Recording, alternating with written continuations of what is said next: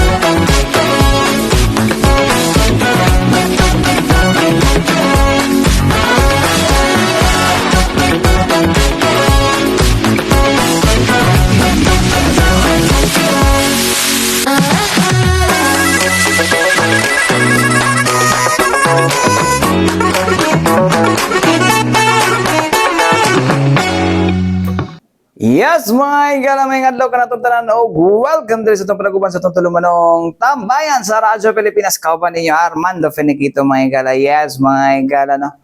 Of course, my gala, kaya nakabarong ta. Adlaw na put kitang Lunes, my gala, na pets sa 16 na ning bulan sa Hunyo, my gala, tuig 2025, mga gala. Oy, tunga nagkita sa bulan. Tunga na ta sa tunga sa bulan, mga gala. And kaganihan, mga gala, sugod na ang klase, mga gala. Unang adlaw sa tong klase.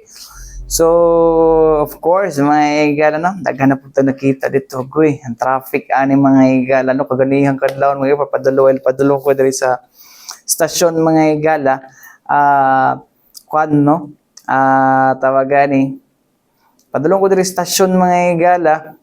Naghanag mga naka-uniform, mga igala, gagapayong-payong to. And ulan kay kaganihan dito sa may mental na side, mga igala, no? So, kanjod, no? Luoy pod kayo. Mo pa na akong pagkakaniya sa agrikultura, mga igala. Anong paano maggunat ninyo ng mga bato na peskulahon ninyo sa lagyo? Luoy kayo magmatamatag sa iyo ba, no? Imbes na. Tapos, murabi, kung sa peskulan sa layo, public school na pod baya. No, ninay public school sa Duol. Ngayon di naman lang dito sa Duol mo, eskwela. No? Parehara man nag-curriculum. Bitaw, ha? Parehara man nag-curriculum. Parehara libro. Parehara og malagi naman doon. Malagi na ba? Tapos huwag man, may kong tanga. Nagkulang ang classroom, nagkulang na ang mga libro, nagkulang na ang mga bangko. Kabalom, di mo nagkulang na ang mga bangko dira kay nagadaghan ng kuan. Tapos nandiya pa ninyo pa eskwelahon, nandiya man lang ninyo pa eskwelahon dito sa kuan. Sa Duol sa inyo, ha, dito nanubrang bangko, nanubrang classroom. Diba? Mga tawhanan ni ugig mga klaro pod jud, no. So man ingon tangag kuan. Tapos pag mingon ang DepEd nga, that's an artificial kuan na siya scarcity. Tinuod man, di ba? Ay nako, tapos yun, nanubrang bangko, nagkulang na ang bangko, nagkulang na ang kuan. Ay nako, pati nagkulang na po ang mga maestra mo na nga mag-shifting na. Di kung wala unta mo nag-enroll diha unta, kung kamo taga Asa ba mo, taga Bunawan, mo eskwela mo dira Santa Ana or South City High, no? No, di unta kung dito mo sa inyong lugar, wala unta nagkulang. Di ba may eskwelahan diha, no? Di pa ni kamutan nga sa Department of Education ganing butangan ng eskwelahan di inyong lugar. No, pa di na mo mamasahe tapos man sabagay kita magbuot man do kay dili na to na ano. Pero logic lang kanang ba no, common sense lang unta pod ba no nga. Nga gusto mo din mo tapos pag mo ito wala mi katiwas kay kanang kuan tawagan ni kanang naglisod mi kay ultimo pamasahe wala ultimo di pamasahe wala man lang mo sa dool ng eskwela. Anyways mga igal dito no. Katong Sabado mga igala no nadakpan na jud ang katong usa sa mga ginagukod sa 10th Infantry Division mga igala no kato si alias Nikki usa sa mga leader sa Southern Mindanao Regional Command mga igala. Mo na ang ilahang gikukod jud mga igala mo tigay ni Sir Gardot the last time mga igala no. Kay kuan lagi tawagan ni unsa ni mo to pinaka kuan na lang gid no gahi may gala kauban niya 7 ka book mga igala no 7 ka book pod nga laing mga kuan 7 ka mga lahi nga unsa ni pagpangalan to si alias Nikki mga igala pero sumala pa sa mga kanhing mga rebelde mga igala no kanhi po mga kaubanan niya sa kalihukan mga igala nga sila Jam Sanggino mga igala o si Joy Sanggino mga igala og si Arian Jane Ramos mga igala no. Nakauban nila ni mga igala isip aktivista ni si kuan. Ako nang red tag ha. Kuan ako si Jam Sanggino og si kuan no. Si Arian Jane Ramos mga igala. Sila mga igala nagkauban sila una natin kay Jam Sanggino mga igala no alias Amihan no. Na-meet niya ni si si alias Nikki o iyang gikuan iyang giila no nga si Charis Bernardine James Banyes Bernardine Banyes may gal no libog ko Bernardine Banyes may gal no alias Chaba no way back 2009 may gala no so kuan para sila mga idealistic mga gala no mo lagi na diha gina perminti mapano pag kana ang batanon grabe mga ideas diha gina usay mahaylo mga igala no kay ang ilang pag idealistic mga igala puno sa emosyon mga igala puno sa emosyon nga gusto kabaguhan ana sa sistema so kauban daw sila mga igala sa UP National Convention mga igala actually kuan din siya mga igala dating student regent dating student tama ba? Dating student regent sa University of the Philippines. Dito rin siya gikan may gala and I think gikan siya sa kuno according pud kay kuno kuan siya may gala. Nahimo pud siyang kining kuno I think gikan siya sa League of Filipino Students or kun LFS may gala kana sa yung gikan ng mga student councils no. So amo na may gala no in 2011 we found ourselves working side by side at this 6th National Congress of Anak Bayan. She was elected National Secretary General. I became National Vice President for Mindanao. But our paths began to diverge from there. No, morning gingon ni Colonel Jam Sanggino ni Amihan mga igala. She chose to stay in the legal above ground structures of the CPP, NPA, NDF. I made a different choice and went underground. I joined the New People's Army in December of that year, 2011. Tapos the last time I saw her was in January 15. I had come to Manila while on family leave from NPA work and attended the KM at 50. Kabataan Makabayan, tama ba? No. Cultural event in UP Diliman. Chaba was there too by then the national chairperson of the League of Filipino Students. We spoke briefly. She was still the same fiery, driven, unwavering mga igala. Maningingo nila ni Kuano. Tapos sa post po ni Kuano, nagkauban din sila ni Arian Jane Ramos mga igala. Ipakita na to ilang picture no. Dili lang sa akong cellphone no. Awa. Muna sila kauban yun sila mga igala, no. So, mutuo kita mga igala, gid, no. Ang kanina mga aktivista, gid mga igala. Ayaw ba mga aktivista, nga moadto gid sa kwan, no. Moadto gid sa pikas, no. Well, this is not red tagging, ha. Kwan na ni, ato lang ni gisaysay ning kwan. Gisaysay lang nato ning, ato lang gi-share ni mga igala, no. Ang kwan. So, congratulations sa to ang mga kasundaluhan, no, for kuan, no, for para sa pagdakop ani may at least gidakop dili tong ilang ginatuuhan na kuan, no, pamatuod ni nga wala ginapatay mga higala, no, unless manlaban laban mo gina mga higala, no, kay propaganda man pugod na, no. So ang damo nga mo laban, damo nga mas naa sila madala nga propaganda. Mo na ang kuan, no? So anyways, congratulations, at least buhi, no, buhi mga higala, no. Sumala pa ni kuan ni unsa ni Lieutenant General kuan mga higala Luis Rex Bergante mga higala, no. Kuan siya,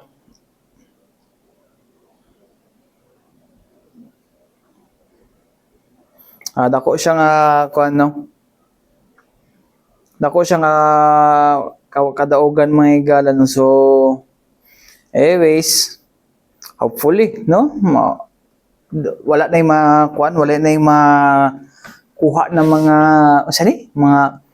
aktivista mga higala. Well, ingat mo na inyo mga kuan na kana sa mga state universities, no, nga ginakuan actually karon mga higala, no, sa estado karon mga higala, no, nga medyo unstable ang medyo na ay kaning kuno na ay rift mga higala, no, then basig magamit mo ba, no. So ingat, no, na ay lahi nga kuno, na ay lahi nga mga tawagan ni pamaagi, no, to express your grievance mga higala, no, on the system sa kuno. So pwede ta mag-resort dapat sa armed struggle, no, kay para di pud masayang pud ang inyong kaugmaon pud, di ba? So mao na ang kuno, instead na kuno, why not make a change in other kuno, para sila Arian Jane Ramos, no. Dako ang ilahang kuan, dako ilahang karon si Arian Jane Ramos na nasa kuan, na nasa nag-school, nag-law school na, di ba? Gusto siya maging abogado. Gusto niya pagtanggol kung kinsa tong mga biktima sa injustices, no. Sama ra po na sa kuan, no, pagdili dapat nang mo resulta sa armed struggle. Nga sometimes sumala pa nila mga higala nga sa kabukiran mga higala usahay ang mga NPA pa naghatag og injustice sa mga kuan, sa mga marginalized sector diya sa taas, no. So ayaw lang mo resulta ana, no, ayaw mo resulta ana. Tila ta mo kan ingat sa storya kay si ino na pud nag-red tag. Dili mo red tag, mo may nag-ingon, no. Ay nako. Anyways, mga higala, balik kita man lang sa mga importante pahinumdom ni ato si Bianan. Balik kita mga higala dinhi sa to panaguban sa tutulumanong tambayan sa Radyo Pilipinas. Kauban ninyo Armando Finiquito mga higala. Yes, mga higala, no. Dinita sa kuan, no, dinito sa tong panaguban karong adlaw mga higala. Hopefully wala pagiulan na sa inyong lugar. No, kay nawi uban mga taligsik na. Anyways, mga katambayan, no, dinito sa tong kuno. Well, daghan kayo tag katong kuno tong una tong gisgotan mga higala with regards atong katulaging kuan lagi na pagkakuan ni alias Nikki mga higala, or si ngalan na Charis Banyes mga higala ba to? Ako to gibasa bagura, no, nga lagi kuan siya, gikan siya sa pagka-aktivista. Actually mga higala si Arian Jane Ramos mga higala is kuan man pud to siya, tawagan ni gikan pud siya sa usa pud ka progresibong grupo mga higala, no. Tapos na-recruit siya while nasa sulod silang eskwelahan sa UP Mindanao. Dito siya naagni, no. So mo lagi na, no. Ingat yung mga bantayi gina yung mga activities inyong anak, no, para di mo makuan, no, para di po na madala sa pikas po, no. Okay man mag-express og kadismaya against government siguro, no, pero not kuan na to the extent na mugunit ng armas, no? It's because kana ang ginabawal, no? So ayaw mo kuan kayong padala anang mga tao nga atong baguhon ng sistema, kailangan magrevolusyon ta. Ambot lang kaya kung kuan pa ba na, no? Sabagay, kung yung kuan, hindi mga matay ram padog yapon, matay nila with the purpose. Well, anyways, may gala, pero ayaw po, loy po kayo yung ginikanan tawon, mga inday, mga dudong, no? Kaloy ipod tao na ninyo po, nga mo ay nagkuan sa inyo, atiman sa inyo, ha? No? Halos dili mo padapu, halos kuanan mo, di mo padapuan og or di mo patugpahan og lamok, tapos puguman, ana may tabo. Relax ka. Ayun lang mo pa na, no? So, well, somehow, no? Siguro, sa inyong part, dismayado mo, kaya nga yung ani, kaya nga yung ana, no? Pero, dili siya justified nga mo gunit ang armas, no? Para, mo kwanta na, okay lang tagid, no? Kung tinuod nga, para gid sa inustisya, tas, pero kung kanang, gingon nila nga mang-extort mo og mga mga ordinaryong sibilyan sa bukid sama sa gingon sa mga nanorender. Kana di na maayo abi ba namo para mo sa kabus. Ngono ang kabus man ay inyuhang kanon, kabus man ay inyuhang pangwanon hinuon, inyuhang panghuthutan, di ba? Ay nako. That's bad, no. Anyways, may galinita sa no. Last week mga igala, no, gipahigayon ang katong ginaingon ato ang Philippine Eagle Week mga igala. Og isa sa mga mga igala, no, partnerships mga igala, sumara ni Sir Jason mga igala Ibanez, no, ang Director for Operations sa Philippine Eagle Foundation, no. Kaning no, isa sa mga success sa ilang conservation, kaning pakipag-partner nila sa mga IP groups mga igala, no. Anyways mga igala, atong Siron mga igala, unsa ba ning mga giunsa ba sa itong mga IP mga igala, no, pagprotekta ang ato ang mga Philippine Eagle mga igala, no, nga dili gid sila mapatay or bisag unsa man, no, especially diha sa diri sa Davao side mga igala, no. So anyways mga igala, di na ta magdugay mga igala, ato nang paminawon mga igala, no. Usa sa mga leader sa Obo Manobo mga igala, no, walay lain si Dato Joel Unad mga igala, no. Paminaw na to. Iwan ko kung ilang oras ito, sir. Medyo makapal-kapal. Pero akong i-present sa inyo, I hope na masabtan ninyo, in behalf of the Obo Manobo tribe, partikular na nakapuyo dito sa barangay Tambubong, no? Ang usang atong iuluhan din Philippine Eagle Discovery and Conservation Effort of the Obo Manobo, particular in Barangay Tambubong, Baguio District. Ang Philippine Eagle para sa Obo Manobo, dili na masabtan sa tribo. Kaya ang masabtan sa tribo, banog. Wala sila kasabot unsa ng Philippine Eagle. Mao nang ang gobyerno sa una, through sa DNR, even ang atong Philippine Eagle Foundation, nag-challenge sa Obo Manobo na protektahan ang Philippine Eagle. Pero ang ibuhat sa Obo Manobo, ang mga Philippine Eagle, gidadaan ng shotgun, gipangkusil. Sa unang panahon, tungod kay wala masabti unsa man ang Philippine Eagle. Miabot ang panahon nga ang Philippine Eagle through kay Director Jason nag-istoryahanay unsa ang Philippine Eagle, unsa pud kana sa tribong Obo Manobo. So dito nakasilaptanay nga ang Philippine Eagle ang tawag sa tribo niya na banog. O gi-explain sa tribo nga ang banog adunay dakong kasaysayan nga parte sa kinabuhi sa tribong Obo Manobo.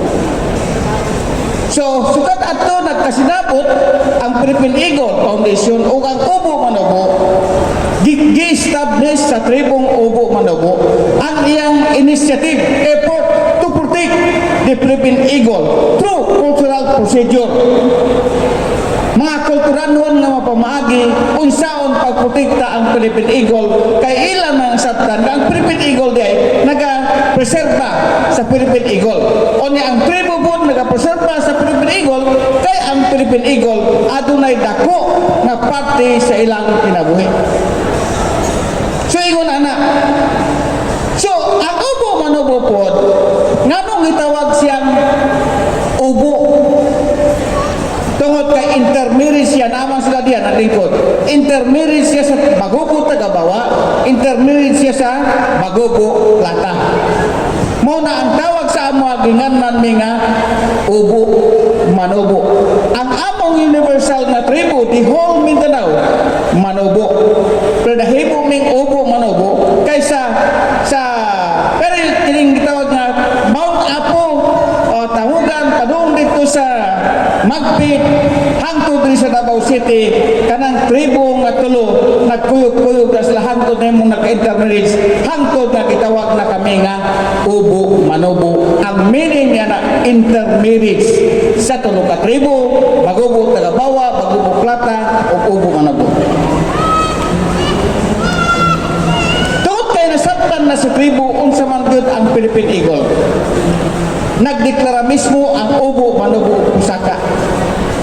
Kaya ang pusaka, ang kahulugan sa pusaka nga ang kakahuyan, katubigan, kalanggaman, kahayupan, kahanginan, kayutaan, adunay dakong parte sa kinabuhi, sa kabataan, kababaynan o kalalakihan, katigulangan, ang tanan nga adunay kinabuhi sulod sa ancestral domain, dunay parte ni ana ang tribo gitawag na pusaka.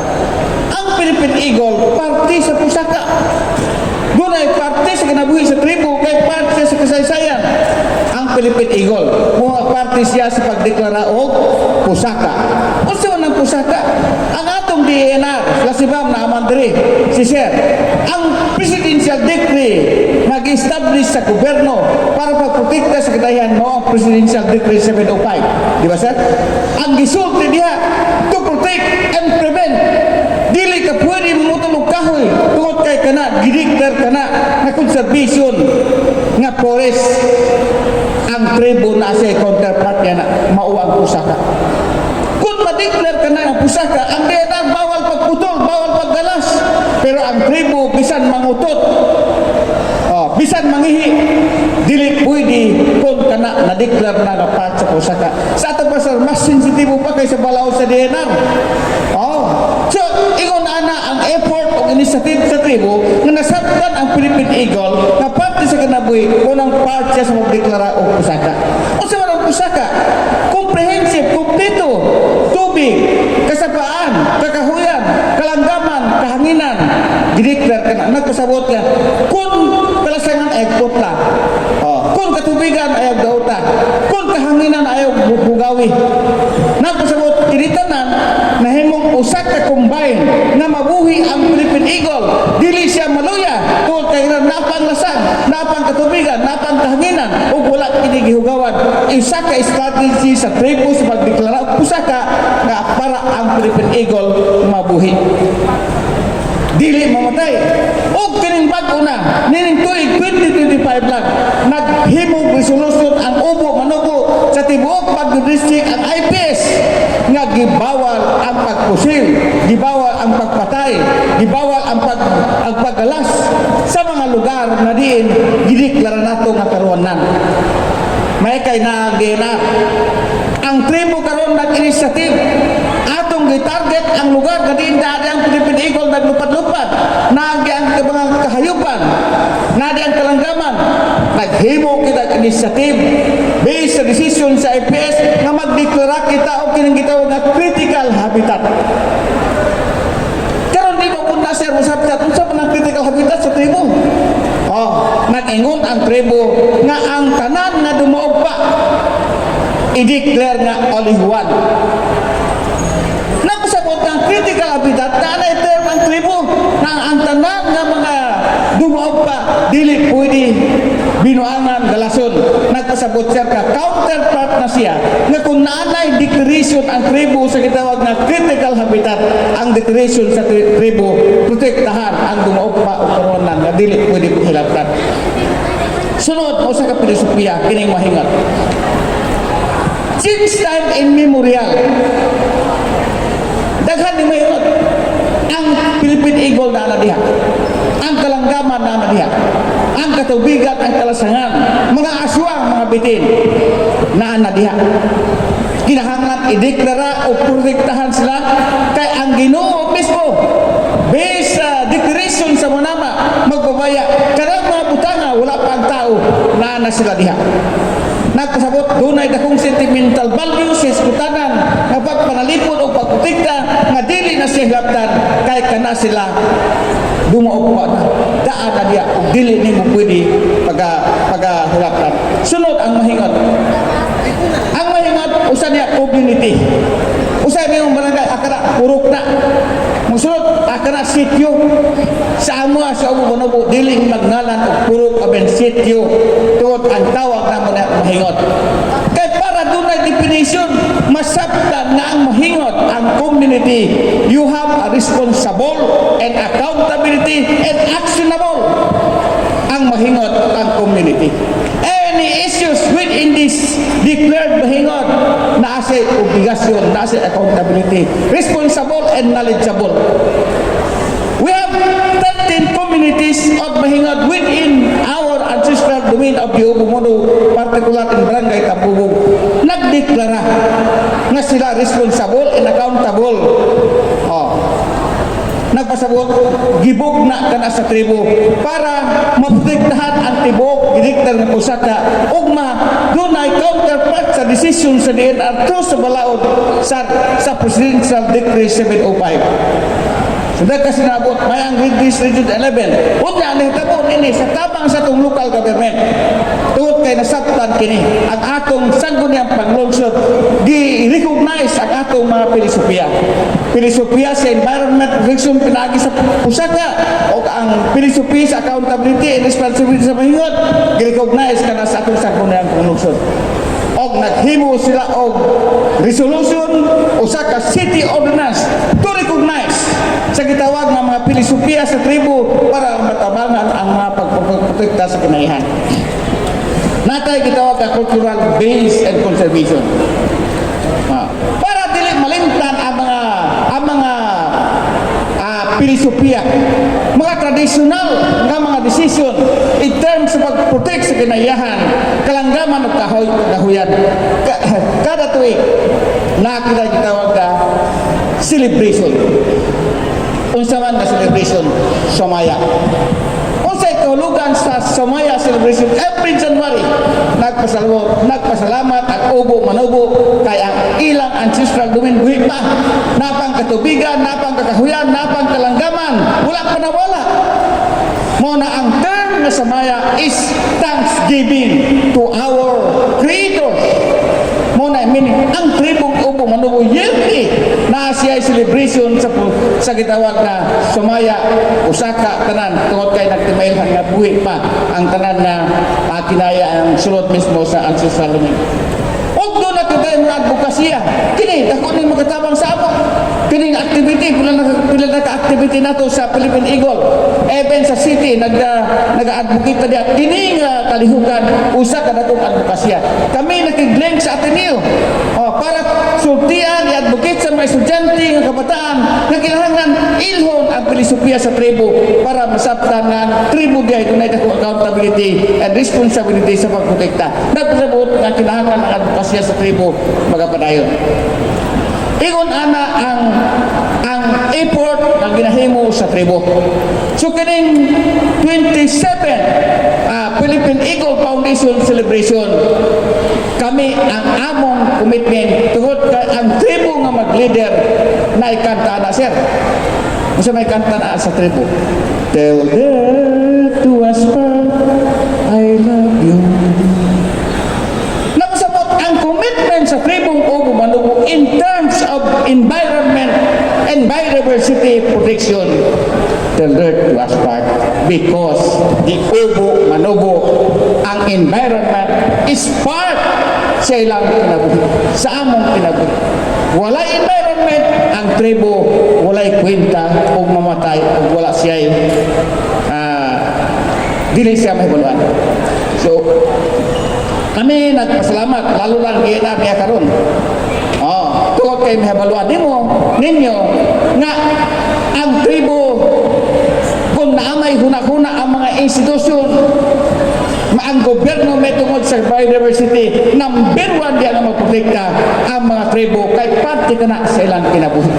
Kung mawala ang tibuok kinaihan, wala na dagway ang tribo sa tibuok Mindanao kung mawala na ang kinaihan. So, mga ito mga higala, no? Ang pahayag, no? Kung yun sa nila pagprotekta ang mga Philippine Eagle or tawag nila dara mga higala is banog, no? Ni Dato Joel Unad mga higala. So, unta daghan actually daghan pa man dapat ang tribo may una makakuha, no? Mas nakabalo kay makabalo, no? Mas ma-educate mga higala. It's because napod ba usahay nga part silang kultura ang mo kaning kaning hunting. Ipabalo sila nga dili na dapat na huntingon to ng mga Philippine Eagle kay saon na lang, no, gamay na lang bayan na sila, so lahi na lang aton lang protektahan, masay pagtabangan nato na sila nga god. So nindot na nga may gali inisyatibo gikan sa to ang sa to mga auton tribo mga higala, no, nga at least they are now mga higala educated mga higala, no, on the conservation side mga higala sa to ang Philippine Eagle. Anyways, mga higala, tayo kong oras ang ngalan sa Tibok Persa sa DXRP Radyo Pilipinas, Radyo Publiko Davao mga higala. Ako yung Kauban Armando Feniquito. Alang sa tambayan sa Radyo Pilipinas, hangtod sunod sa daghang salamat ug mayong adlaw kanatong tanan.